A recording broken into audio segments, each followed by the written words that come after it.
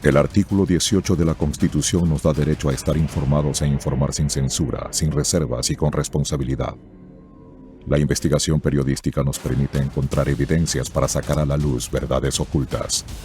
Nuestra misión es presentar esas evidencias porque las evidencias nunca mienten. Jueza constitucional y colaboradora cercana del expresidente Rafael Correa, en su testimonio anticipado, confirmó que sí recibió dinero de directivos de Odebrecht y de otras contratistas del Estado. Además, puntualizó que el mismo exmandatario le daba las disposiciones para entregar el dinero.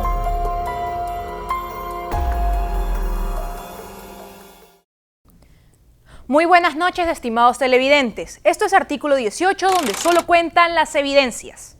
En mayo pasado se hizo pública una investigación sobre los presuntos aportes de campaña que habría recibido Alianza País, de manera paralela a la contabilidad oficial que declaraba a las autoridades del Consejo Electoral.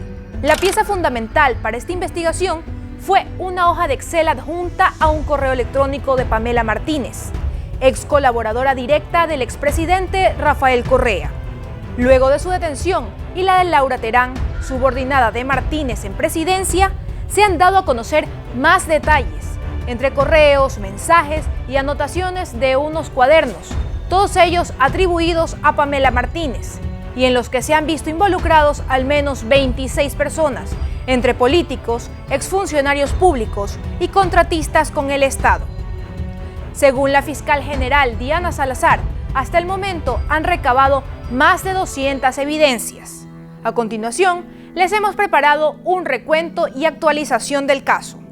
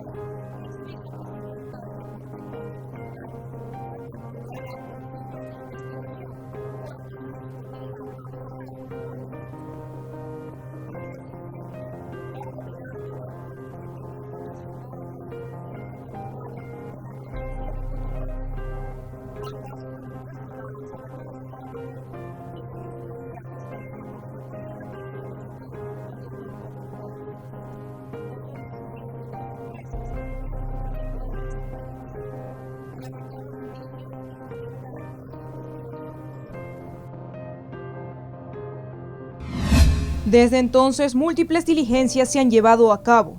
El 31 de mayo se detuvo al ex secretario jurídico de Presidencia, Alexis Mera, y a la ex ministra de Obras Públicas, María de los Ángeles Duarte. El 1 de junio se les formuló cargos por concusión. El 19 de junio se reformuló los cargos para ambos a asociación ilícita y tráfico de influencias. El 8 de agosto, Fiscalía vinculó a 22 personas en total, 12 empresarios y 10 funcionarios. Pero sin duda, hasta el momento las diligencias que más han llamado la atención han sido los testimonios anticipados de Laura Terán y Pamela Martínez. A través de esta figura legal, ambas podrían recibir una rebaja en su condena, a cambio de delatar a los autores intelectuales y materiales del delito. ¿Quién es Laura Terán y qué ha dicho? El pasado 1 de septiembre rindió su testimonio anticipado Laura Guadalupe Terán Betancourt.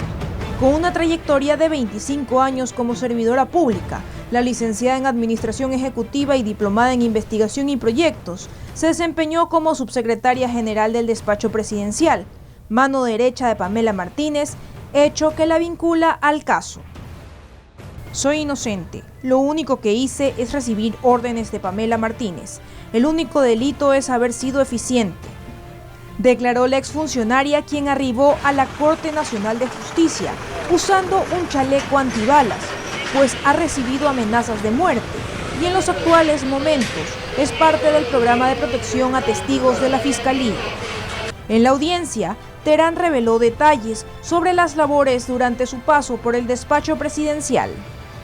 En un inicio, la abogada Pamela Martínez me había indicado que iba a realizar un trabajo puntual, y esto se trataba que me entregaron una considerable cantidad de hojas de vida que habrían sido recabadas desde el inicio de la gestión presidencial, y que lo que necesitaban era poner en orden y sistematizar estas hojas de vida. El trabajo lo inicié, se creó una matriz denominada Base de Datos de Hojas de Vida del Despacho Presidencial. Cuando este trabajo fue concluido, Terán asegura que otras labores le fueron asignadas. El primer mandatario le recomendó que esta base de datos sea direccionada al Ministerio de Trabajo. En efecto, este material fue enviado a la mencionada cartera de Estado y es lo que hoy se denomina Red Socioempleo. A partir de ello me fueron asignadas nuevas funciones, entre ellas elaboración del POA, del PAC, del FODA del despacho. Y entre estas nuevas funciones estaba la elaboración de memorandos y oficios, la solicitud de pasajes aéreos, material de oficina, realización de llamadas telefónicas, registro de agenda, entre otras actividades de asistencia administrativa de despacho, entre las cuales llegó un peculiar pedido. Además de estas actividades, la doctora Pamela Martínez me solicita que se lleve un registro en Excel, donde consten unos ingresos y egresos. Los ingresos serían por unas aportaciones voluntarias de parte de funcionarios cercanos al economista Rafael Correa. Inclusive, el mismo ex primer mandatario realizaba estas aportaciones y que los egresos corresponderían a gastos generados por ayudas humanitarias. En sus declaraciones, Terán manifestó que los ingresos se efectuaban a través de una cuenta bancaria a nombre de Mónica Cordones, pero que a raíz de que Martínez detectara la compra de unos celulares sin autorización, la supervisión de los fondos pasó directamente al despacho de Martínez. Esta situación motiva a la doctora Pamela Martínez a solicitarle a la señora Gabriela Vargas, secretaria de su despacho, a que abra un archivo en Excel que fue denominado como Fondo de Solidaridad FS, con el propósito de que continúa con estos registros de aportaciones voluntarias y de egresos, donde constaban gastos por ayudas humanitarias, pagos por arriendo, adquisición de pasajes aéreos y todas las disposiciones emitidas por efecto por parte del economista Rafael Correa.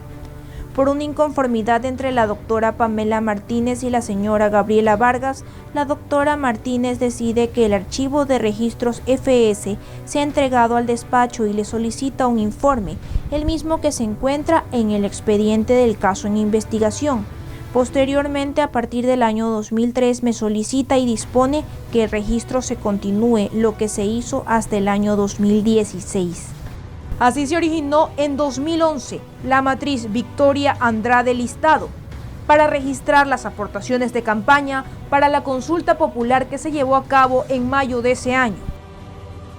La doctora Pamela Martínez, después de una reunión de despacho mantenida con el entonces presidente Rafael Correa, me dispone que se haga una matriz en Excel. Me señaló que esta disposición le efectúa el economista Correa para que ella, en coordinación con el ingeniero Jorge Glass, lleve una sistematización y efectúe reportes, tanto a él como al presidente de la República, como al ingeniero Jorge Glass, puntualizándome lo siguiente. Primero, que la sistematización debe ser similar a la que se realizó con la base de datos de hojas de vida, que debe contener códigos que identifiquen a los nombres de las autoridades, así como de las empresas que éstas realizarían unas aportaciones a la campaña. Además, me especificó que la información que sea registrada en este archivo es de carácter reservado, de que la información debe ser siempre registrada en una flash memory. Terán narró que posteriormente, a inicios de 2012, Martínez le solicitó la creación de otro archivo para las elecciones presidenciales, al cual se lo denominó Victoria Andrade II, que cambió de nombre a Victoria II a secas. Pero esas no fueron las únicas hojas de Excel que manejaron en el despacho para una campaña. A fines de 2012, por motivo de las elecciones seccionales de alcaldes y prefectos, se creó otro archivo de similares características, Victoria 3 LT, y que más tarde se cambió de nombre a Verde y Verde Final. Dentro de estos archivos correspondientes a las campañas electorales, contenía un valor denominado total disponible que correspondía al remanente de cada una de estas campañas, valor que por orden de la doctora Pamela Martínez fue trasladado al archivo denominado FS como parte de los ingresos. Además de ello, la doctora Pamela Martínez me había dispuesto que sean registrados dentro del archivo verde el último movimiento que se efectuó en el año 2016. Posteriormente de ello, en el año 2017, la doctora Pamela Martínez me dispone que destruya toda la información constante en la flash memory, donde se encontraba el contenido de las campañas electorales y del archivo FS, señalándome que además le entregue esa flash memory.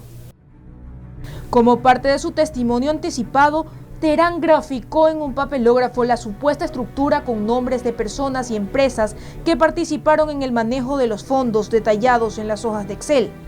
En el esquema, ubicó al expresidente Rafael Correa a la cabeza, identificado como A1 SP RC RCD. Inmediatamente después al ex vicepresidente Jorge Glass, identificado con las siglas L1, A2, SVP y JG. Y más abajo, Terán declaró que se distinguían dos grupos, los de autoridades gestoras y los de beneficiarios, que a su vez podían ser beneficiarios electorales y otro tipo de beneficiarios. Bajo las autoridades gestoras se encontraban los nombres del ingeniero Jorge Glass con el código L1, la arquitecta María de los Ángeles Duarte bajo el código L2, el código del ingeniero Walter Solís era L3. Bajo el nombre de cada una de estas autoridades se encontraban nombres de empresas tales como, bajo el nombre del ingeniero Jorge Glass, Odebrecht bajo el nombre B7, Telconet bajo el nombre B11, SK B8, Sanrip B10, Sinohydro B14, Blue B12, CWE B9, dentro de las que recuerdo. Bajo el nombre de la arquitecta María de los Ángeles Duarte con el código L2 se encontraban las empresas Hidalgo con el código B1, Erdoisi Crespo con el código B3, Fopeca con el código B2, Consermin bajo el código B4, Midisa con el código Verdú. Bajo el nombre del ingeniero Walter Solís con el código L3 se encontraban las empresas Equitesa con el código B5, Semaica con el código B6, Suárez y Salas Constructores, Técnica General de Construcciones bajo el código B16. Por el otro lado, los beneficiarios electorales se encontraban bajo iniciales.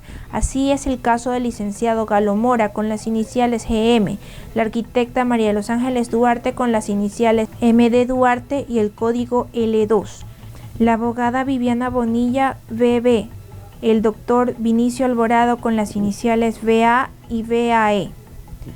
Por el otro lado, se encontraban los otros beneficiarios. Para el nombre del doctor Alexis Mera, las iniciales AM, bajo el nombre del señor Ítalo Centenaro, las iniciales BBO. También la señora Doris Solís, que no contaba con códigos o iniciales, el señor Romí Vallejo, que tampoco contaba con iniciales o código. Además, Terán reconoció que en 4 ocasiones participó de la entrega de sobres. El mecanismo era utilizado tanto para el cruce de facturas como el dinero en efectivo. Por disposición de la doctora Pamela Martínez se efectuaban a través de sobres cerrados, siendo así que los beneficiarios, a través de emisarios o mensajeros, enviaban a dejar o a recibir estos sobres. Con respecto al dinero en efectivo, la única persona que receptaba era la doctora Pamela Martínez, por disposición del ingeniero Jorge Glass y del economista Rafael Correa. Por 4 ocasiones ella se ausentó del despacho y me dispuso que sea yo quien haga la entrega de esos sobres, señalándome que se trataba de información privada y confidencial, que cuando vaya la persona emisaria le pida la verificación del contenido y confirmación. Es así como se hizo. pero en estas 4 ocasiones yo pude constatar que se trataba de dinero en efectivo, porque las personas a las que entregué procedieron a contar el dinero y a informarme el valor que coincidía con lo pedido y dispuesto por registro de la doctora Pamela Martínez. Los nombres de las personas son el señor Cristian Viteri, el señor Gustavo Bucarán, la señora Paulina Proaño y el señor Rolando Carrera. La entrega de los sobres con dinero en efectivo se habría dado en una oficina paralela que tenía Pamela Martínez en la avenida 12 de octubre y Francisco Salazar en Quito. Asimismo, Terán indicó que en 2015 entró a laborar en la Corte Constitucional y que en 2017 Martínez le dispuso que destruyera la información de la flash memory, luego de que al ex vicepresidente Jorge Glass le dictaran prisión preventiva. Luego de responder las 35 preguntas planteadas por la fiscal Diana Salazar, Terán se negó a responder las preguntas de los abogados de los demás sujetos procesales, por lo que tras la diligencia, algunos de ellos manifestaron lo siguiente. Ha sido muy clara la posición del señor Viteri en cada una de las comparecencias, porque cualquiera pudo haber aparecido entonces en los archivos.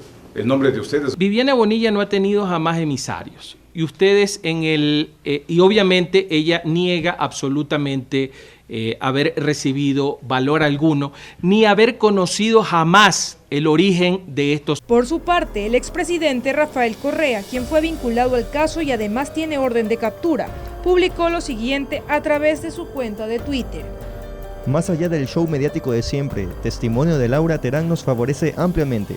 Jamás habló de sobornos y ratificó Fondo de Solidaridad de la Presidencia, y que de ahí me prestaron los $6.000, no de fondos ilícitos.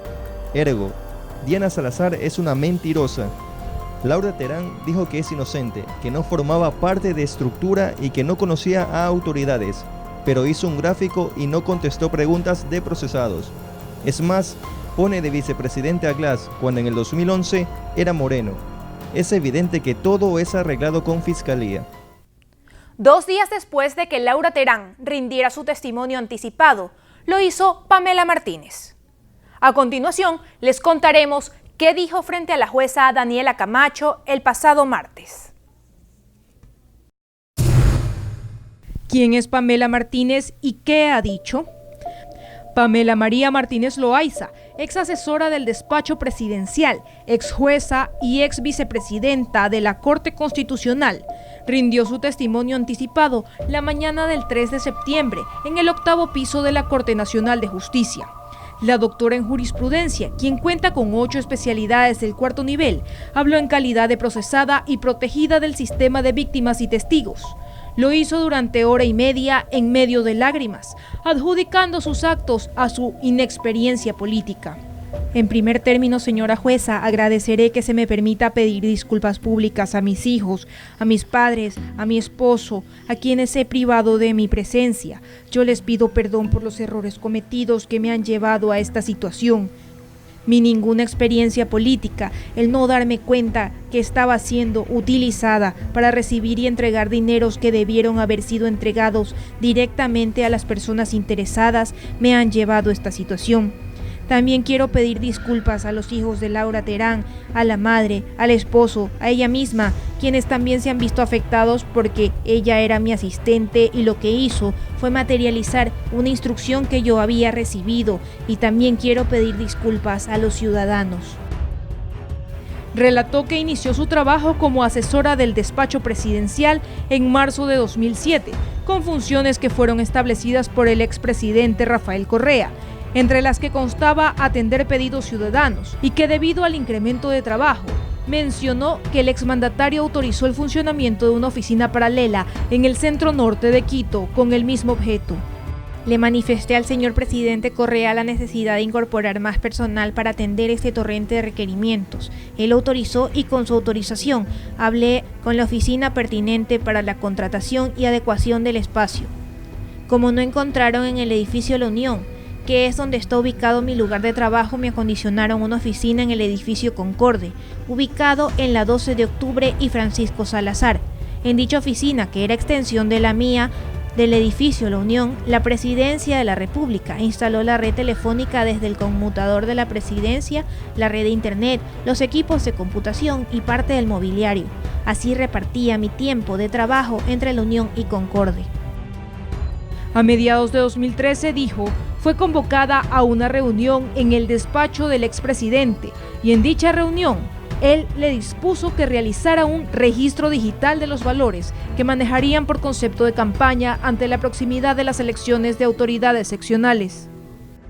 Me dijo que por la vorágine de la campaña, así como la informalidad como se había manejado anteriormente por parte del economista Ricardo Patiño, él necesitaba ese registro digital. Le pregunté quién me entregaría esa información y me dijo, habla con Jorge, refiriéndose al ingeniero Jorge Glass, en ese entonces vicepresidente de la República. Martínez agregó que posteriormente fue llamada al despacho de Jorge Glass a una reunión en la que se encontraban personajes de peso de Alianza País y del anterior gobierno. Cuando llegué y me hicieron pasar, estaban reunidos en una mesa de trabajo el doctor Vinicio Alvarado, la arquitecta María Duarte, el ingeniero Walter Solís, el doctor Alexis Mera y otras personas que no recuerdo. Ahí el vicepresidente me manifestó que los registros que yo debería hacer vendrían de parte del secretario ejecutivo de Alianza País, Galo Mora, en lo referente a la logística, tarimas, sonidos, banderas, etc. Y los registros que venían sobre publicidad, esto es encuestas, spot, jingles, los recibiría del doctor Vinicio Alvarado. Allí el secretario ejecutivo de Alianza País me manifestó que sus interlocutores para ellos serían, en principio, Paulina Proaño y luego Rolando Carrera. Respecto al monto que habría entregado al exsecretario jurídico de Presidencia, Martínez aseguró que en los primeros días de septiembre de 2013 recibió su visita en la oficina del edificio La Unión y que éste le solicitó unos valores urgentes e importantes. Por eso corroboró el pedido del presidente. El presidente Correa me ratificó dicha instrucción y me dijo que para podérselos entregar, hablé con Jorge, refiriéndose al ingeniero Jorge Glass, vicepresidente de la República. El presidente Correa me dijo, ya lo soluciono. Pocos días después recibo la llamada de la asesora de Jorge Glass, la señora Olga Muentes, que me indicó que el ingeniero Gerardo de Sousa de la compañía Odebrecht acudiría a las oficinas del Concorde a dejarme el dinero solicitado por el doctor Mera, el mismo que debía ser entregado de inmediato. El ingeniero de Sousa me hizo entrega de este sobre, pero en el edificio Concorde. Por el teléfono de la presidencia, que yo lo tenía instalado en el edificio Concorde, llamé por interno al doctor Mera, diciéndole que ya tenía lo que debía entregarle y que por favor se acerque a la oficina Concorde, y me dijo que por favor me traslade al edificio La Unión, que le quedaba mucho más cerca, y así lo hice. Yo tenía la consigna que era un tema que debía entregar de inmediato, estando en el edificio La Unión. Volví a llamar al doctor Mera por el teléfono conmutador de Presidencia. Yo le manifesté que ya estaba en el edificio de La Unión para que se acerque a retirar los sobres.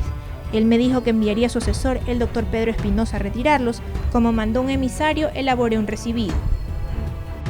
Días después, Martínez dijo haber recibido instrucciones de Jorge Glass para que reciba otros valores. Me dice que además de la empresa Odebrecht, me entregarían dinero las empresas Fopeca, Sanrip, Equitesa, SK, Azul e Hidalgo, que para ello se contactaría conmigo el señor Manuel Fontana de Fopeca, Bolívar Sánchez de Sanrip, Pedro Verduga de Equitesa, Mateo Choi de SK, Alberto Hidalgo de Hidalgo, William Phillips de Azul. Quiero manifestar que en un par de ocasiones el ingeniero Geraldo de Sousa fue a dejar los dineros que habían indicado que entregaría. Lo hizo en compañía de quien dijo era su jefe, el señor José Santos. En esta parte de su testimonio, Martínez explicó por qué habría facturas de Nexo Global, empresa relacionada a su esposo, Jimmy Salazar, a nombre de Odebrecht.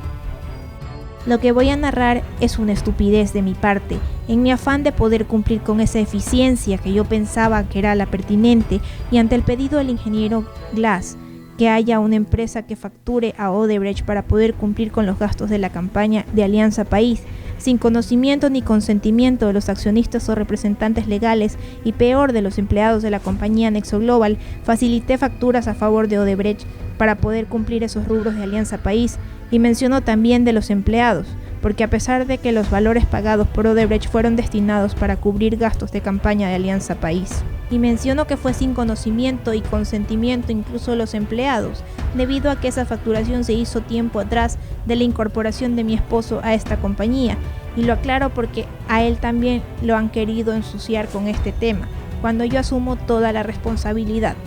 Según el testimonio de Martínez, comenzó a sospechar que había algo extraño en todo esto a fines de 2013, después de una conversación sobre montos en los que no se ponían de acuerdo.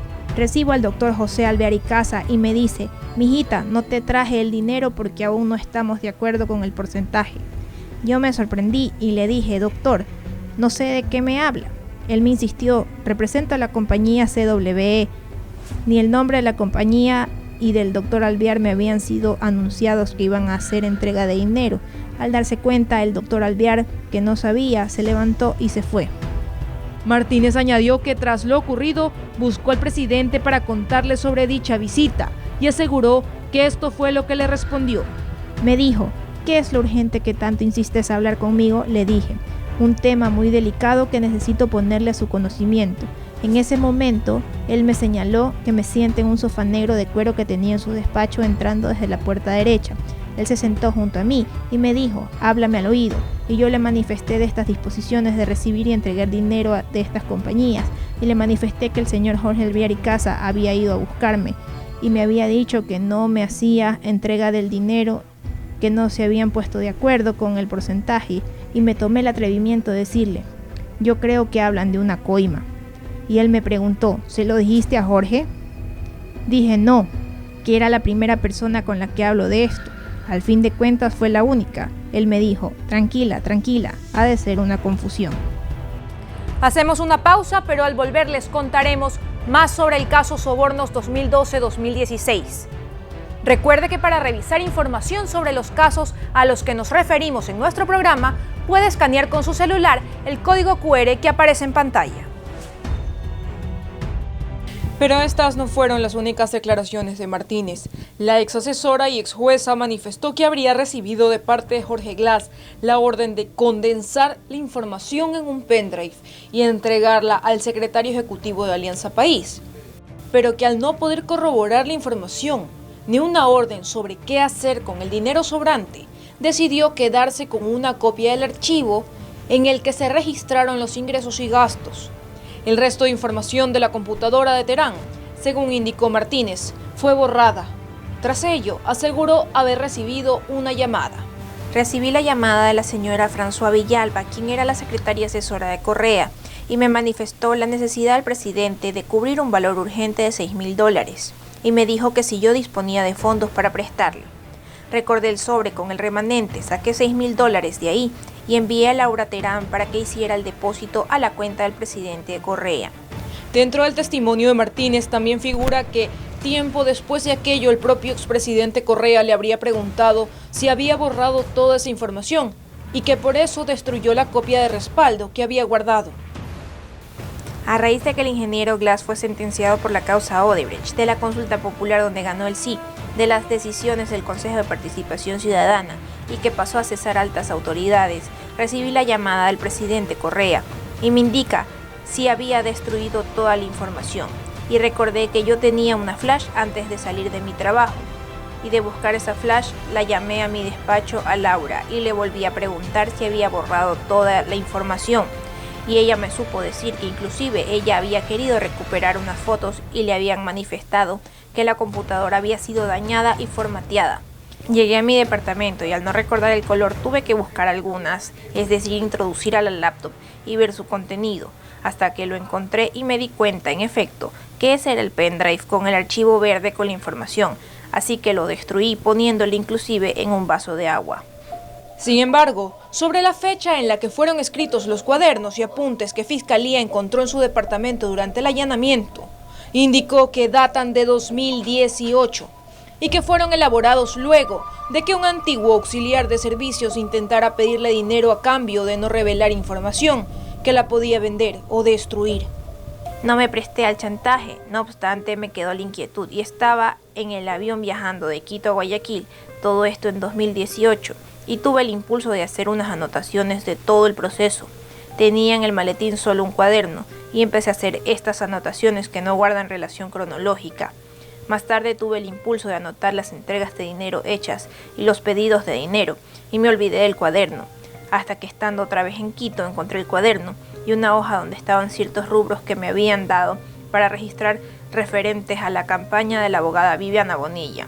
Tras su testimonio, su defensa, a cargo del doctor Edgar Molina, realizó preguntas y en esta parte Martínez reveló, entre otras cosas, que la oficina del edificio Concorde se habría pagado a través de CENEL, aunque ahí no hubo presencia de funcionarios de dicha institución, y que Nexo Global facturó a Odebrecht entre $150,000 y $160,000 que se gastaron en shows artísticos, sonido y temas relacionados a las convenciones por aniversario de la Revolución Ciudadana. Fiscalía no presentó preguntas y antes de que terminara la diligencia, Allen Berbera, defensa técnica de Walter Solís, acotó: Este testimonio anticipado es violatorio a la ley y a la Constitución, sobre todo al COIP, en los artículos 507, 502 numeral 2, 555 sobre el nexo causal para la prueba y 457 a efectos de valor probatorio y respecto de todos los principios que se deben respetar respecto a los testimonios rendidos en un proceso penal. Las reacciones de las demás partes procesales tampoco se hicieron esperar. Interesante, la señora Martínez solo recuerda los aportes a la campaña a la alcaldía de Guayaquil del año 2014. Tan importante fue esa campaña, la que menos posibilidades tenía, que le dedicó un cuaderno 4 años después. ¿Y el resto de campañas? Barrera, Baroja, Granda. El cuaderno, escrito por un impulso durante un vuelo de 35 minutos, tiene frases como "hoy vino a mi despacho", refiriéndose a un supuesto hecho de 6 años atrás. Lo más llamativo es la gran memoria de la señora Martínez, que recuerda hasta los centavos de cada supuesta transacción. Se los dije, el cuaderno de Pamela fue hecho mientras estaba en prisión. Como se venía peritaje de tinta, hoy juró que lo escribió a fines del 2018 de memoria. Se puede escribir cifras de memoria con centavos, que son las mismas que salen en publicación de Villavicencio. Entre esas, la del expresidente Rafael Correa. Pamela Martínez miente porque tiene un acuerdo con fiscal Diana Salazar, cuya obsesión es perseguirnos. Ya se reconoció que el cuaderno es forjado. Ahora demostraremos que es del 2019. En cualquier país con Estado de Derecho, ante tremendo fraude, la enjuiciada sería la fiscal. En los bloques anteriores vimos lo que Laura Terán y Pamela Martínez declararon frente a la justicia en sus testimonios anticipados. Según la legislación ecuatoriana, los medios de pruebas pueden ser documentos, testimonios y pericias. Entonces, ¿qué es lo que Fiscalía ha presentado hasta el momento como prueba? ¿Qué más ha pasado en este caso? Se lo contaremos a continuación. Tenemos en un proceso de instrucción fiscal, cuya línea de tiempo la voy a presentar más adelante, 18 cadenas de custodia con más de 200 evidencias. Por ahí se ha dicho que no existen evidencias. Tenemos más de 200. Eso fue lo que dijo la fiscal general Diana Salazar cuando fue llamada a comparecer a la Asamblea sobre el caso Sobornos 2012-2016 en julio pasado. El 7 de agosto, la fiscal presentó 15 elementos para vincular a 22 personas al caso Sobornos.